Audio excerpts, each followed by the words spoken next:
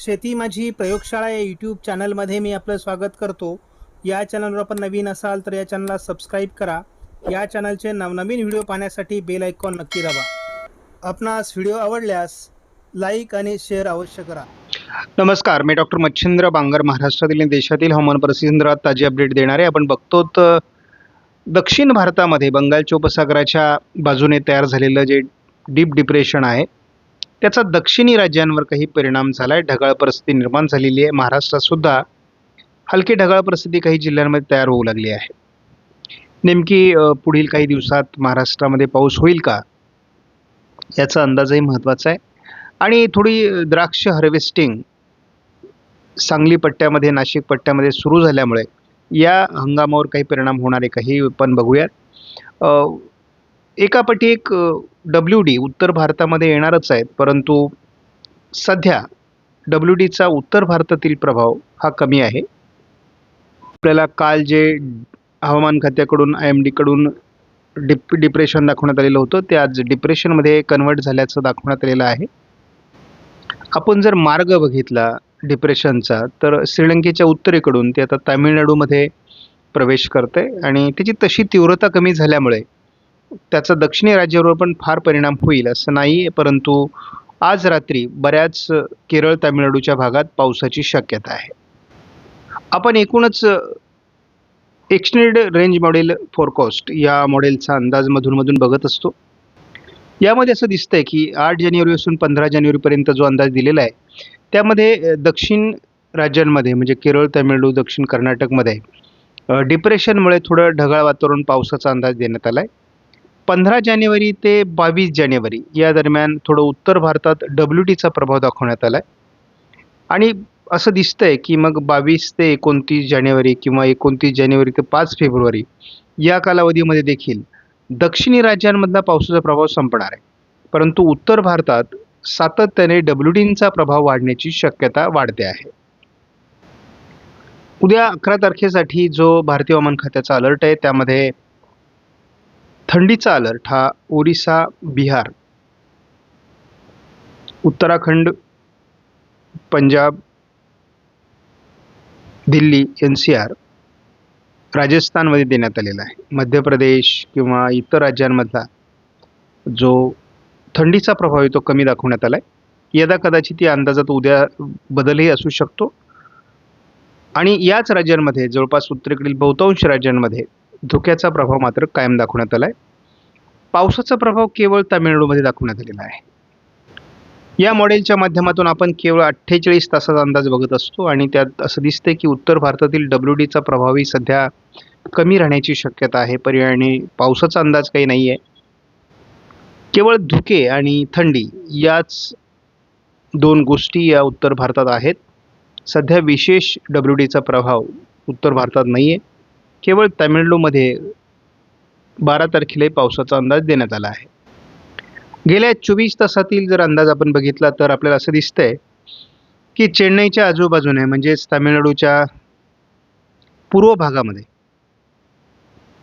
बऱ्याच प्रमाणात पावसाच्या ॲक्टिव्हिटीज झालेल्या आहेत. बाकी भारतामध्ये इतरत्र कुठेही पाऊस झालेला नाही आहे. उद्या देखील 11 तारखेला दक्षिण कर्नाटक, रायलसीमाचा दक्षिणी भाग, तामिळनाडू, केरळमध्ये हलक्या पावसाची शक्यता JFSने दाखवली. ती साधारण 12 तारखेला असण्याची शक्यता आहे.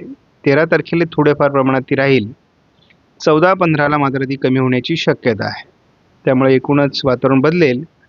दरम्यान जवळपास आठवडाभर उत्तर भारतात काही फारसं वातावरण नाही आहे, परंतु 18 तारखेला एक हलका WD उत्तर भारत, मध्य भारताकडे दिसतोय आणि साधारणपणे 19 तारखेला हा बऱ्याच प्रमाणात मैदानी भागाकडे सरकताना दिसतोय. त्यामुळे यदा कदाचित 18 तारखेनंतर एक WDच्या प्रभावामुळे यदा कदाचित वातावरण बदलू शकतं. त्यामुळे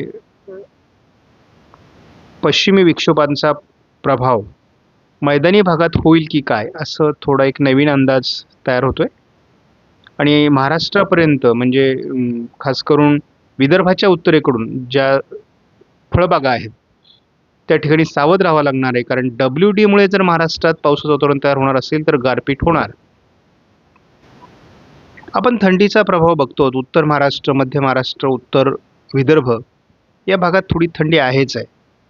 परंतु जसं थोडं ढगाळ वातावरण महाराष्ट्रात वाढेल तसं थंडीचं प्रमाण कमी होणार आहे. जर 18 तारखेनंतर हे ढगाळ वातावरण महाराष्ट्रात किंवा वाढणार असेल तर मग आपल्याला थोडा अंदाज येईल पावसासंदर्भातला.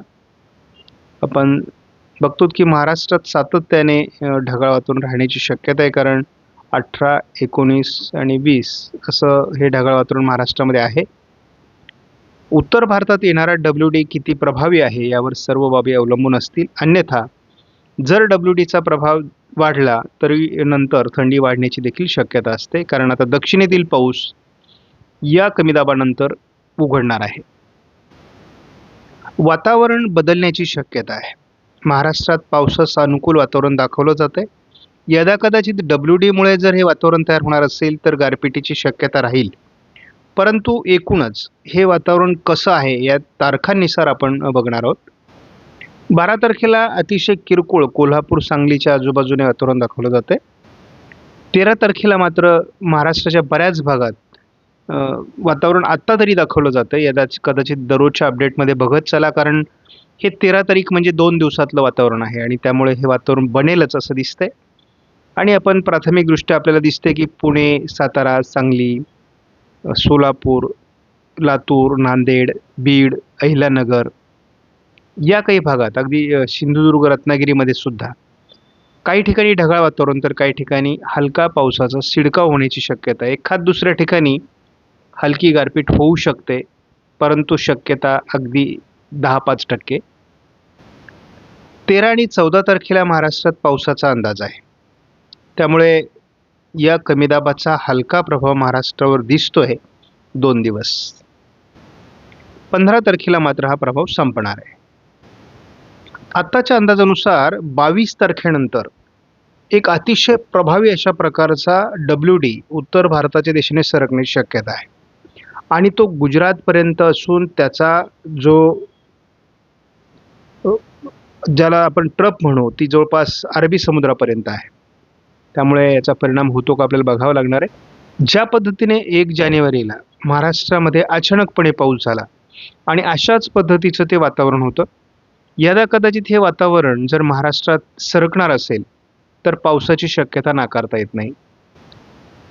24 तारखेला पुन्हा एकदा मुंबईसह पालघर आणि नाशिकच्या काही पट्ट्यात पाऊस होण्याची शक्यता WDमुळे आहे. परंतु WDचं कनेक्शन अतिशय नाजूक असल्यामुळे यात गारपीट नाही होणार, परंतु पाऊस होऊ शकतो. गारपिटीची शक्यता मात्र नाकारू शकत नाही.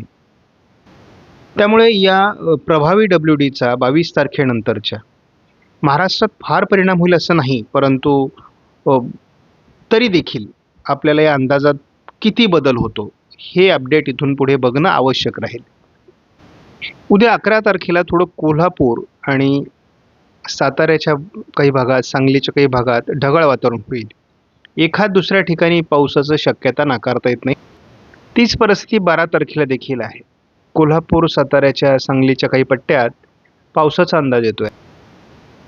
हा अंदाज आपण थोडा धावत्या पद्धतीने जर बघितला तर कराड, कोल्हापूर, सांगली, निपाणी या काही भागात हे वातावरण बनतंय.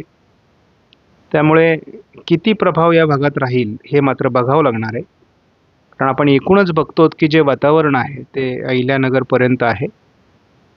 खरं वातावरण तर 13-14ला बनणार आहे. त्यामुळे 13-14ला कुठे वातावरण बनतंय तेही बघणं आवश्यक आहे.